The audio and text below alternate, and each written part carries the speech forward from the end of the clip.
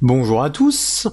Alors, aujourd'hui, nous allons voir un tutoriel sur le budget domestique mensuel.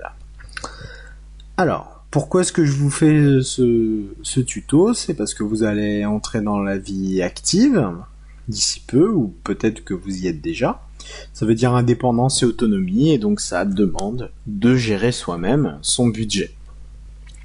Et pour apprendre à le gérer, parce que ça s'apprend, et on se perfectionne, même en étant plus vieux, à anticiper.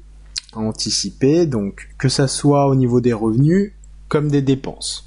Donc, comment ça va se passer? Moi, je vous conseille, de toute façon, je vous ai fait une version où il n'y a pas de données dedans. Je vous la montre. Il y a tout qui est rempli avec 0. Donc, ça sera à vous de les remplir avec vos dépenses et vos revenus. La preuve, regardez, j'ai tout mis à 0. Il sera disponible. Donc, pour l'exemple, ici, je vous ai déjà rempli, pour l'exemple, pour une famille de 2 adultes qui travaillent avec un enfant de 7 ans, un animal, et un logement acheté, donc une maison, achetée avec un prêt immobilier. Et les deux partenaires ont des revenus supplémentaires liés à des activités autres que leur travail. Alors, le but de cet outil, comme je vous ai dit, c'est d'apprendre à anticiper. Et donc, il y aura un solde estimé qui sera lié à vos revenus que vous aviez prévus et vos dépenses que vous avez prévues. Le solde réel, ça sera vos revenus réels confrontés à vos dépenses réelles. Donc, on va commencer par les revenus. Vous pouvez les renseigner ici. Donc vous avez le prévu et le réel. Pourquoi il peut y avoir un décalage entre le revenu prévu et le revenu réel? Vous allez me dire, normalement on est toujours payé en tout cas, souvent de la même façon. Je vais vous dire, si jamais vous avez des primes, des commissions, ça peut faire varier. Ça peut faire varier vers le haut, donc vous aurez des bonus. Vous allez aussi parfois avoir un peu moins. Pourquoi? Parce que des commissions que vous aviez prévu d'avoir ne seront pas passées ce mois-ci. Et vous pouvez aussi avoir des arrêts maladie. Donc là, ça va influencer sur votre salaire. Vous aurez un peu moins. Pour les revenus supplémentaires, c'est tout simplement, est-ce que vous avez un hobby ou vous faites des extras qui ne sont pas liés à votre travail. Par exemple, imaginons, je suis manager d'une boutique de prêt-à-porter et à mes heures perdues, j'ai une passion, c'est qu'au final, j'anime des stages de self-défense, voilà, et je suis rémunéré pour, et donc j'ai des revenus supplémentaires, mais qui ne sont pas liés à mon activité principale professionnelle. Une fois que vous avez rempli, donc, au niveau des revenus, vous allez aller dans l'onglet dépenses mensuelles, et vous allez donc pouvoir renseigner. Là, les coûts prévus et les coûts réels, tout simplement, pourquoi il peut y avoir un écart? Il y a des imprévus qui, des fois, sont liés, par exemple, à des régularisations.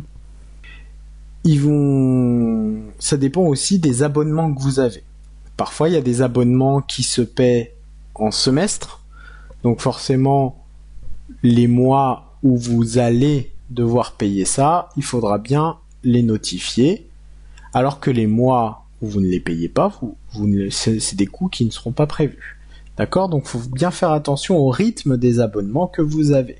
L'électricité, le gaz, c'est des choses qui, des fois, ne sont pas forcément mensualisées. D'accord? Vous avez aussi des imprévus, comme je vais vous montrer, par exemple, au niveau du transport. Ici, bus et taxi.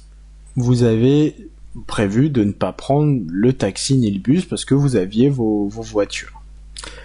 Imaginons, vous êtes rentré de voyage et votre partenaire n'a pas pu venir vous chercher, personne ne pouvait venir vous chercher à ce moment-là, vous avez dû prendre un taxi, 45 €, c'était pas prévu dans le budget. D'accord? Il y a des choses comme ça qu'on peut pas prévoir.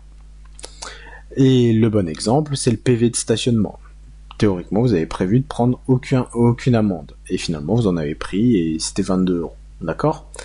Ça, c'est un exemple d'imprévu.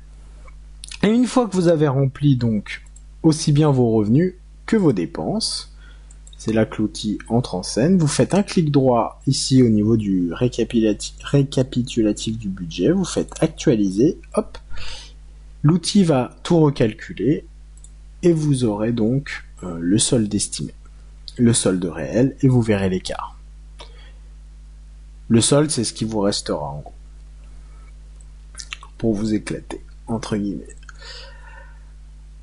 Ce qui est important aussi, c'est que vous fassiez ce petit travail-là tous les mois, et que tous les mois, vous fassiez fichier enregistré sous, et vous le gardez dans un dossier, et vous enregistrez avec mai, par exemple, mai le mois, juin 2020, et comme ça, vous avez un enregistrement de vos dépenses et de vos revenus de juin 2020. Et comme ça, tout au long de l'année, et toutes les années que vous allez gérer votre budget, vous allez avoir un historique, et vous pourrez donc voir votre façon de consommer, vous allez vous habituer à voir comment votre foyer consomme, et donc ça sera plus facile d'anticiper et de prévoir finalement des coussins de sécurité même pour certains imprévus. C'est tout l'art de la gestion, c'est de savoir anticiper. Mais pour ça, il faut bien connaître ses habitudes de consommation. Et c'est en les surveillant et en s'entraînant à anticiper qu'on progresse dedans.